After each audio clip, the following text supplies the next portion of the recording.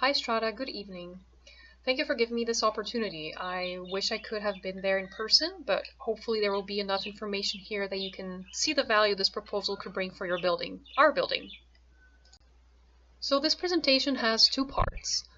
First, I'm proposing a new landscaping contract with an eco-friendly, local, family-owned landscaping business called Ladybug Landscaping.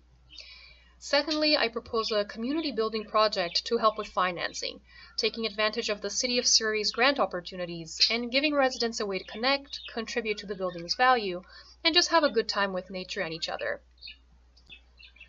I'd like to start with some questions which I feel are important. Basically, what is value? What does it mean for something to be valuable? And what is the true cost of something?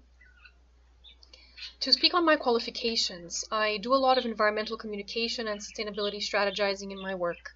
My background is in biological sciences, and I'm trained in environmental accounting, including ESG cost-benefit analysis, which is what I'm doing for you tonight. I think it's important for people to understand how working with the ebb and flow of nature can create opportunities to capitalize on its inherent value, which is oftentimes easy to miss.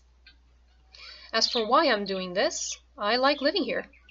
I have a habit of taking morning walks outside because it helps me wake up, but as a biologist, it's interesting to notice the changes of seasons in our garden, and what I've noticed is a clear decline in the health of this garden since I moved here. So I got permission from a Strata member and then asked Ladybug Landscaping to come assess our garden. And here is what Connor, their horticulturalist, found. Our main issue is our soil. Currently, it has issues with structure, nutrition content, and biological health. According to Connor, the soil hasn't been properly maintained, so its sand layer has sifted itself to the top, creating this waterproof layer with no aeration. This stops water absorption, obviously, making the ground prone to flooding. Poor nutrition content and biological health weakens our plants from two sides: no plant food and no ecosystem to support its absorption. This combination starves and weakens plants, making them less resistant to pests, fungal infections, etc. Here's a recent example of how our soil responds to rain. On the picture of the left, you can see the cement was basically dry, and yet the water still had not been absorbed. Our second issue is our current practices. Connor mentioned that our plants show damage in two different ways: poor timing for trimming and poor tools and techniques. Apparently, trimming plants after they bud stresses them out energetically, especially when they attempt to rebuild from poor nutrition. I could compare that to working back-to-back graveyard and open shifts without food or maybe some processed fast food. Not very good conditions. On top of that, a technique that prioritizes a quick and quote-unquote clean look is unfortunately not compatible with plant health, and it seems to be causing physical damage to leaves and branches. This adds another opening for pests and fungal infections to take advantage of an already weakened plant. So essentially, the current path is generally not promoting the health of our garden. And then beyond that, we have the hidden costs: plant replacement, damage of exposed water pipes, water costs, to name a few. These add to our expenses in the long term. And just visually, things look pretty neglected, which lowers the value of the building in general, even though it doesn't really cost us any money. All these issues combined create a situation where we have slow erosion of our plant and soil health, which means reduced capacity to bounce back from heat waves, cold snaps, etc. It's why we're seeing these sudden mass death events. Our plants are damaged and starved. The last thing to mention is less of an issue, more of an untapped opportunity, but we are giving away our free ground cover and fertilizer. I asked one of the landscapers, and they said that they'd take the leaves, put them through a shredder, add chemical fertilizer, and then sell it. So obviously this is a big revenue stream for them, but it's removing value we could be using for ourselves. Beyond that, the majority of BC pollinators tend to stay local and overwinter in these fall and autumn leaves. So removing these leaves and shredding them also shreds these pollinators, which you can imagine is problematic. The City of Surrey actually has great interest in protecting this biodiversity because a third of our city is made of farmland, and they depend on these local pollinators for our food production. So that's something to consider in a big picture sort of way. My point here is that we could be using this valuable resource to protect our pipes and help heal our soil. I'll add that it might even help with the mouse issue. Believe me, I understand very well the importance of having a clean environment. I clean my apartment diligently every Sunday, balcony and the inside. But when we remove the habitat of the animals that live outside, it increases the likelihood that they will want to come into the building, especially in the winter months. It's just how nature works. We can clean the outside all we want, but the reality is that we live in a biodiverse area under Surrey's green infrastructure network, which they aim to expand. Animals will always be around, so it's good to consider their behavior so we can actually deal with them. Sterilizing the outside ends up hurting our garden more than being effective at deterring wildlife. As you can see, there are multiple interconnected issues at play here, some of which are fairly hidden. I made this table comparing the issues and their effects, along with some other sustainability and longevity considerations that are interesting to think about. Please review this at your own convenience. So essentially, our current path, unfortunately, shows a steady decline of the health of our greenery, with waves of plant death whenever heat waves or cold snaps happen. For example, the cold snap in January that opened up that hole next to the recycling area. So in order to go in another direction, Ladybug Landscaping made 2 recommendations. One is healing the soil as soon as possible in an eco-friendly way that promotes soil biology recovery instead of just adding chemicals to it, which is honestly part of the problem.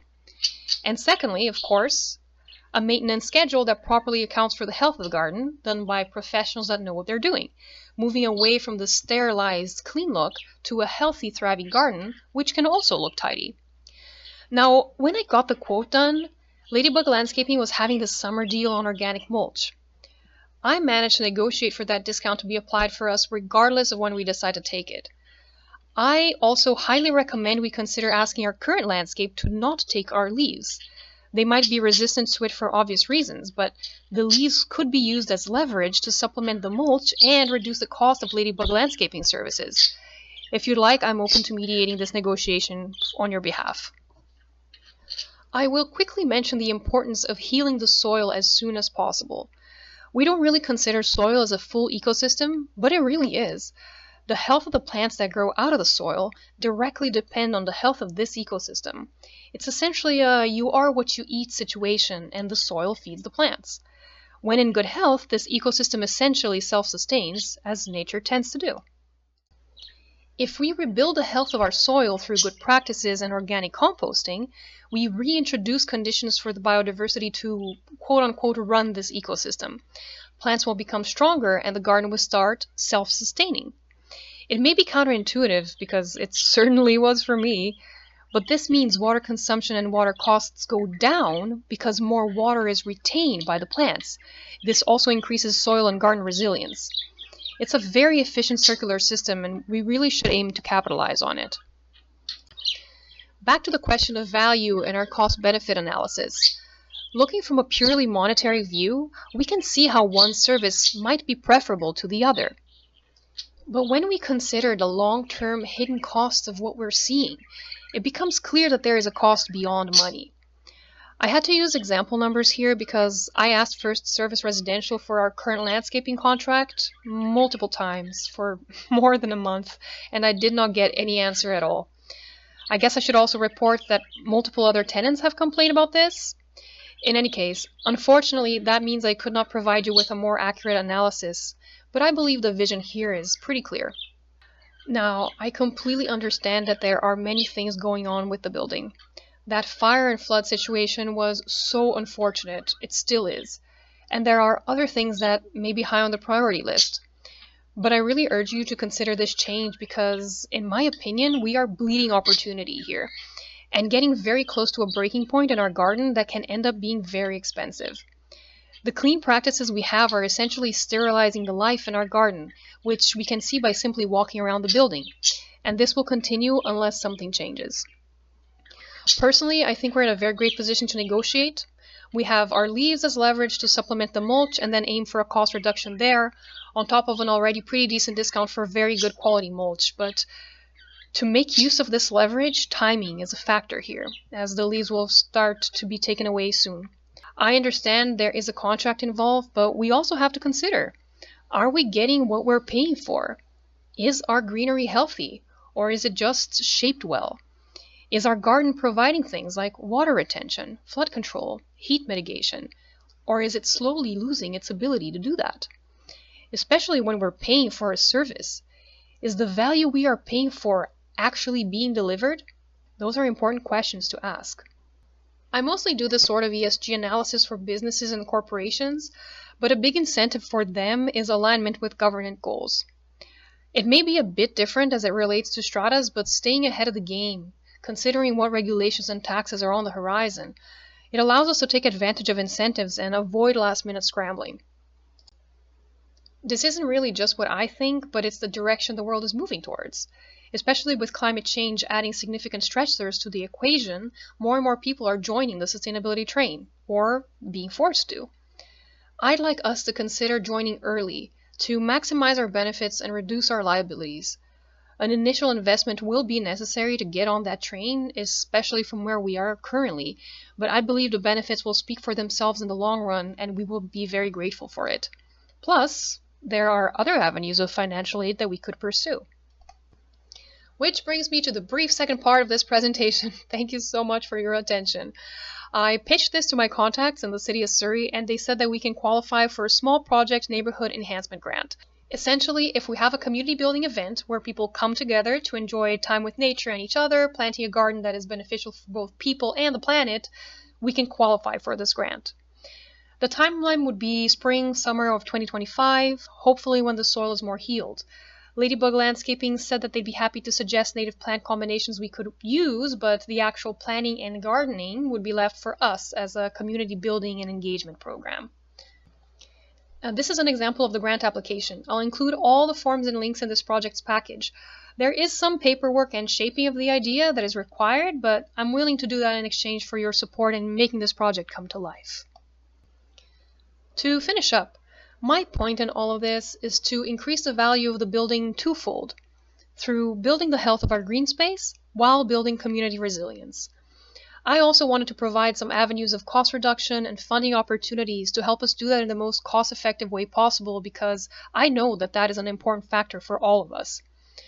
Multiple people have expressed support for this project in the monthly resident meetups, and I really see a lot of potential for getting this done. It would sadden me to see our garden reach a point of no return where we lose that awesome potential, and it looks like we're pretty close. As I mentioned, I'm willing to mediate negotiations with Ladybug Landscaping and do the paperwork required for the City of Surrey grant, but of course you're also free to take these matters into your own hands. I realize it's a complex project, but such is the way of changing times. We need to start thinking differently and designing new ways of best adapting to these changes. It would honestly be my pleasure to help the Strata capitalize on this opportunity, which will substantially enhance our value and, I believe, set us up to be in a good position during the bulk of the sustainability shift. Thank you for your time, and I really hope to see this happen.